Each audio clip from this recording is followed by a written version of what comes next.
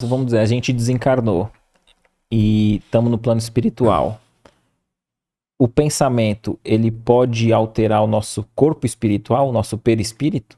Então, vamos supor, seja a forma, seja uma doença, eu consigo a cura através de um pensamento sadio no plano espiritual? Sim, gradativo, mas sim. É aquela questão da somatização da doença, só que você vai agir do lado contrário. Você vai... eu conheço a consequência dos meus atos, então o que eu vou fazer? Eu vou plasmar coisas positivas para que o meu perispírito receba o amparo necessário para que ele se modifique de forma positiva. Você consegue fazer isso. Hoje, se você for buscar dentro do campo da psicologia, por exemplo, eles conseguem modificar a forma de pensar das pessoas através de tratamentos psicológicos. Então a pessoa tem um determinado problema, vai fazer uma terapia. Quantas pessoas não saem... Você ouve falar, por exemplo, no campo artístico, por exemplo, a gente vê que boa parte dos artistas hoje fazem terapia constante. Para que você... O que acontece normalmente com o artista? Ele vivencia através... TV, teatro, seja onde for, vivencia através do dia a dia dele personagens que às vezes são marcantes na própria existência do ator, da atriz, do ator, do artista em geral. E aquilo muitas vezes causa para ele algo internamente que ele precisa de terapia. Você vê a que ponto a gente chega na coisa, né?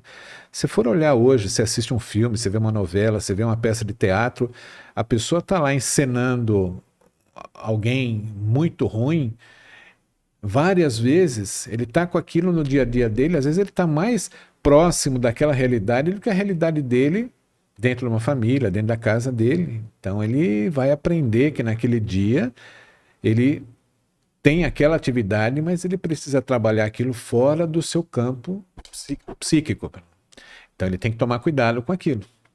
Você vê como tem determinadas coisas que a gente nem imagina, mas o campo psíquico ajuda. E ele se envolve em emoções que depois ele não consegue voltar, né?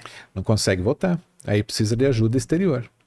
Ajuda externa, daí as terapias, os tratamentos psicológicos que são necessários para que a pessoa ajude. E isso desde que seja apenas no campo material.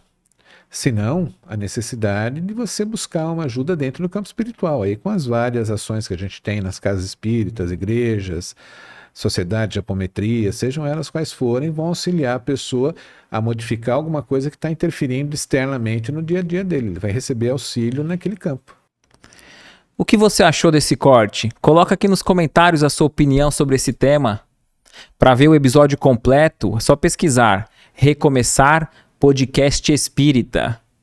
E caso tenha ficado alguma dúvida sobre a doutrina espírita, é perfeitamente normal. Procure ler as obras de Allan Kardec.